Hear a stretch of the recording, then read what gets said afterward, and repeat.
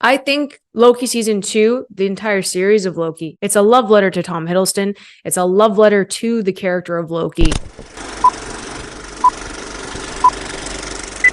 Hey everyone, welcome back to Candid Cinema. I'm Amanda, otherwise known as AMX ND Reviews on Twitter, Instagram, and Letterboxd. Today I will be reviewing Loki Season 2, episodes 4 to 6, and I'm going to dive into the Marvels post-credit scene ending. I figured I can mash these two up because they were released the exact same day, and we can talk about the future of the MCU here a little bit. So with Loki season 2, I enjoyed it for the most part. There are incredible visuals, the score is amazing, and we got to see a bit more of like time travel, time slipping for Loki. I think going in with that angle really helped the storyline here, and I just thought that Loki guiding everyone to fix the time loom, to find Victor timely, to really just have his friends around him and trying to save the TVA made him a hero in season 2. I'm not saying he wasn't a hero in season 1, but season 2 really felt that he was coming into his own.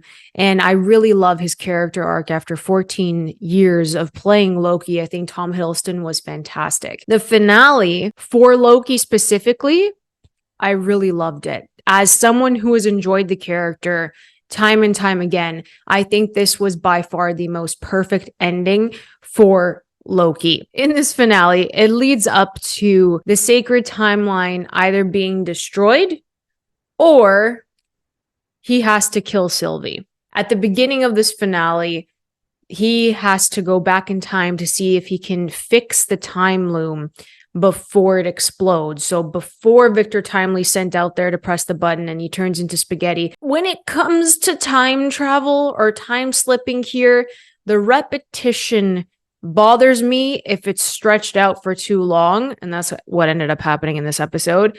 I just didn't get the point of it all. I really didn't, considering what happens at the end, which I'll get to, but I feel like there was so much excess this season and it takes a very long time to get to a certain point. It's still a very good season of television, but it's not like incredible to me. I thought it was fine. Like, it's better than majority of the MCU shows, but again, that's also like not saying much. Like, this is the diamond in the rough here is Loki season 1 and 2 for me. I love Miss Marvel. I love Moon Knight as well. But like for the OG characters, I think that Loki just stands above like WandaVision and Falcon and the Winter Soldier, Hawkeye. It's been Loki and it's really good. I mean, you're coming off of Secret Invasion. Anything's gonna look good after Secret Invasion. I'm not putting Loki down. I'm not. I really did enjoy season 2. It just dragged. That's the only thing. I wish we had like some tighter episodes. There's a lot of repetition that could have been cut out. But with this finale, and I hate saying this, but some characters, if we're not going to see them again, they're kind of disposable. So for me, no offense to Sophia DiMartino, who I love, it's just the fact that Sylvie was disposable, yet Loki made the choice to not kill her. Are we going to see her again? Because if we're not going to see her again, what are we doing here? That was my only thing, is like, yeah, sure, kill her. Like, who cares at this point if we're never going to see her again, let alone never see Loki again? Because that's what I didn't understand. Since WandaVision, when people hype up the episode, when Marvel hypes up the episode for the grander implications of the MCU, I get hyped. You're sending out a letter, please excuse your son or daughter or whoever from work or school because they have to like watch this episode of Loki. And I'm just like, what's going to happen here? Like, what is this going to mean for the future of the MCU? Because, getting into the Marvels afterwards, like the Marvels had bigger implications for the rest of the universe, more so than the end of Loki season 2. So I think Loki season 2, the entire series of Loki, it's a love letter to Tom Hiddleston. It's a love letter to the character of Loki. And Loki ends up destroying the timeline.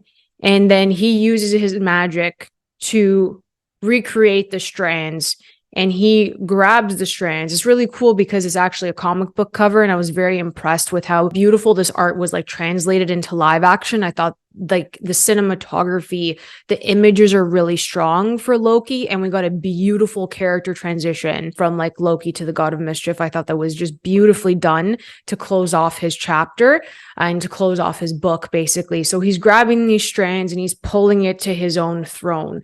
And again, it's all about Loki. It's his story. So I don't really care about the other characters. I'm going to be frank. By the end of this, I didn't care that Mobius was going to go find out about his life. I just didn't care about it at that point because it's like we've exhausted these characters and we've exhausted Loki. So I'm happy that he risked his own life to keep everybody safe.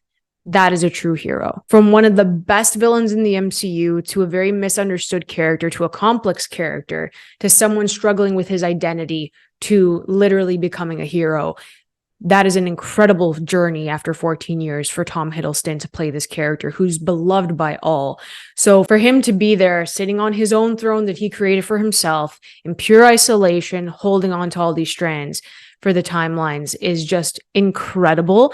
And I loved that part. Everything else that came before it that had nothing to do with Loki, I do not care for. I would give the entire series, if we're doing like part 1 book, part 2 book for the season, I still think it's a 4 out of 5.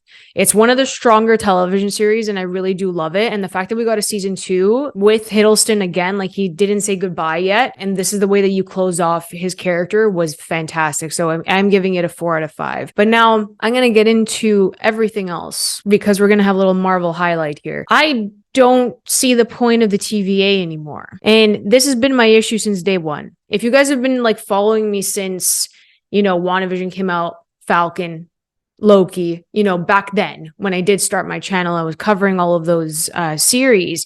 You know how peeved I am that anything to do with what happens in Loki isn't even discussed outside of this television series. So when Quantumania came around, you would think that the TVA would be mentioned, didn't happen.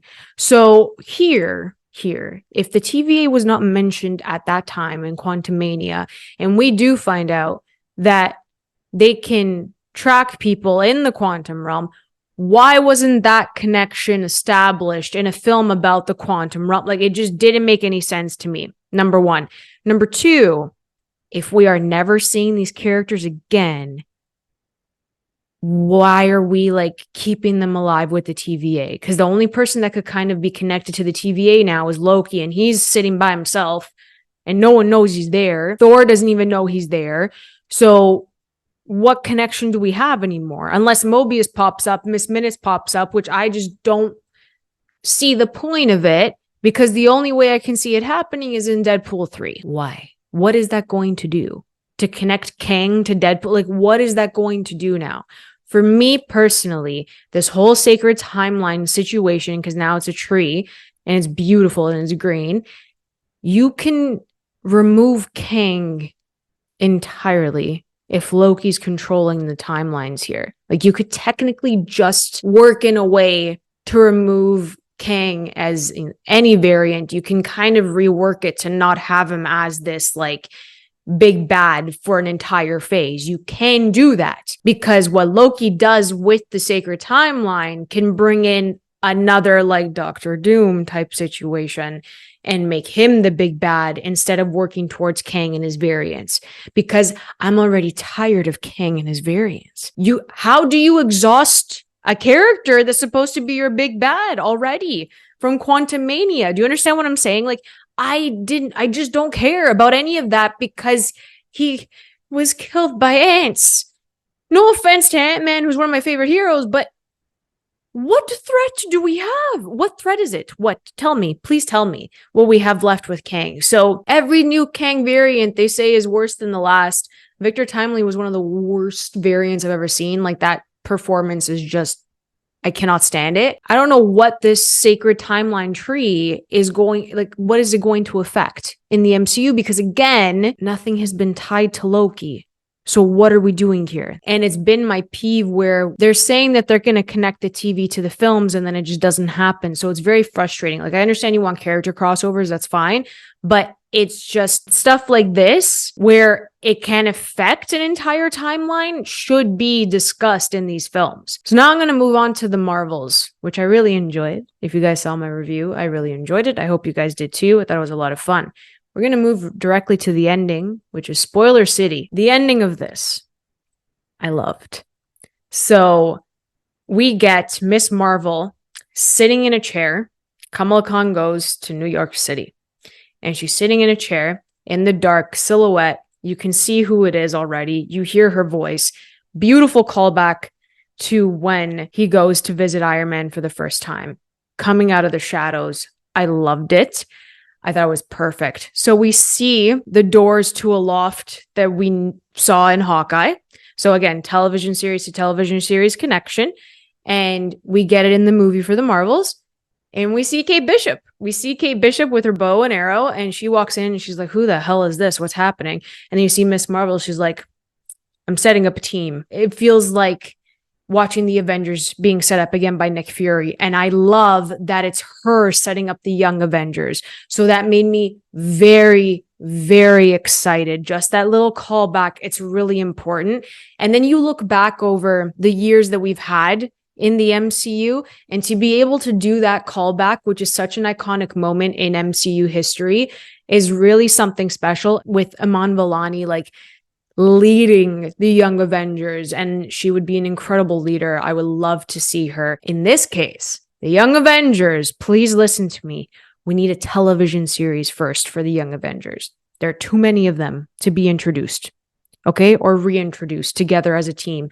Recruitment as a team. There are too many Young Avengers that we want. You have Miss Marvel, you have Kate Bishop, you have Cassie Lang, you have Isaiah Bradley. Let's not forget about him. You have America Chavez. So let's build them properly in a television series. I think that would be beneficial.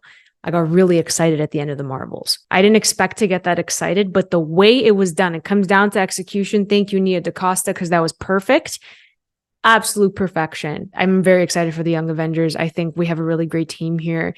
And television series, please let me know in the comments below if you want a TV series of the Young Avengers or you think it'll be okay in a 2-hour feature film. And then moving into the post-credits scene, I'm going to be real with you guys. I was spoiled and I hated it when I saw it. I was like, how is this going to even make any sense? But then seeing it happen and the way they did it, considering what happens at the end of the Marvels, I almost cried. I don't know what hold the X-Men have on me, but seeing a mutant and knowing we're getting the mutants very soon just made me very happy. So at the end of the Marvels here, again, Spoiler City, I was really sad that Monica sacrificed herself when she just got Carol back and Carol just got Monica back. And I really like this ending because Carol felt like she had enough time with Monica and now she doesn't, because Monica had to close the portal on the opposite side. So she knew that she couldn't get out. Even if there was like a little tiny crack, she couldn't get out of it. So she stayed on the opposite side, which is the alternate reality. So now what happens is that Carol flies back to Earth with Kamala. And I like that dynamic where she can try again and be there for Kamala. And I think that she needs to do that for herself. She needs to do that in honor of Monica, to actually be a mentor for someone, because she wasn't there for her back in the day. So I like that that happened. Going to the alternate reality, this is what ends up happening. She wakes up, Monica Rambeau, in this hospital room. She wakes up and sees Lashana Lynch.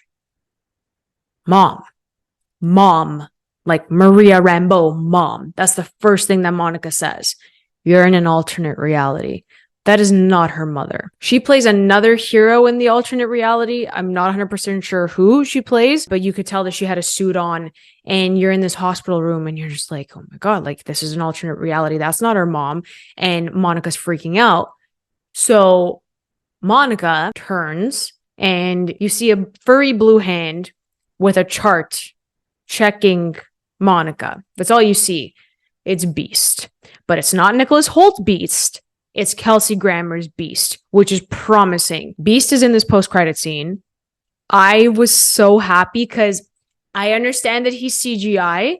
And he's big and buff, but it's CGI straight from like the comics. Like I watched the X-Men series, the animated one, and this character design, even though it is CGI, looks exactly like that and looks like the comic book version of Beast, which I really liked. So they did that on brand. It looks very polished. He's a bit too sleek for my liking. I think we need to like rough him up a bit, but we got Beast.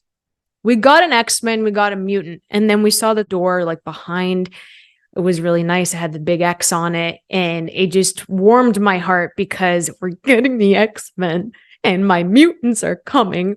So I'm really excited. I'm telling you, I did not expect a mid-credit scene to do this. Okay, I did not expect it to do this to me, considering I was spoiled and we still got like gas in the tank for the MCU because the mutants are coming.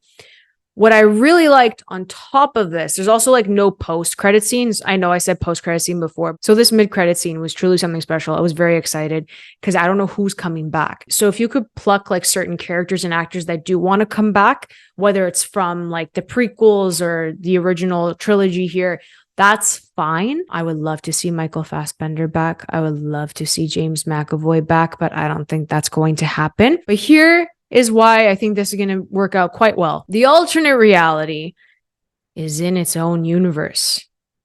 The MCU that we know and love with all these characters on Earth is in a separate universe.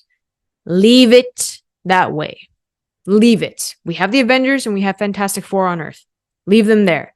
The mutants and in the alternate reality. Done. Keep them separate. This is how you move forward. You can jump through a time loop, whatever you want to do. That's fine. Send one of them, but having them on Earth all together, madness, chaos, don't do it. I love that we have an alternate reality here. There's a lot to play with here. And I love that. I don't know where Deadpool is kind of sitting because he was on Earth, but he has the watch, so he can go wherever he wants. It just makes sense for them to keep it separate until we really do need to bring them in to Earth. That's fine, but keep that mutant separate. I really like that they did an alternate reality for that because the Marvels is the only film that could have set that up, in all honesty, especially with space and time. I think that worked really well here. So those are all the spoilers. I'm very happy with all of them. Like I said, I gave Loki season 2 a 4 out of 5. The whole series is a 4 out of 5. It's a great show. I just think it took them too long to get to this finale. I love the Marvels as a film. I thought it was a lot of fun. I really enjoyed the ending of the film, as I had said, with Kamala Khan meeting Kate Bishop. I thought that was really cute. And I think it made sense for Kate Bishop to be the first one and not Cassie Lang. Made more sense because obviously New York based. And I think that Kate being the first one, her and Kamala have a lot in common with their rebellious streak. So I think that'd be really cute. And Kamala fangirls over Captain Marvel. And then Kate obviously fangirls over Hawkeye. So I think that was a really good match. And if it's them recruiting people, it's going to work really well. I love the mid-credit scene. I haven't been that emotional for a mid-credit scene in so long. I haven't been that excited after a mid-credit scene in so long. So I was just really happy with it, and I hope you guys were too. So let me know in the comments below what you thought about Loki season 2, that finale, what it means for the grand scope of the MCU. Let me know how you feel about the Young Avengers and how you feel about that mid-credit scene with our mutants. All right, let me know in the comments below, guys. If you guys enjoyed this review, please like and subscribe. You can always follow me over at AMX NDA Reviews on Twitter, Instagram, and Letterboxd. And if you guys want to help me grow this wonderful channel, you can find out ways to do that in the bio below. I'll catch you guys next time. Keep watching movies.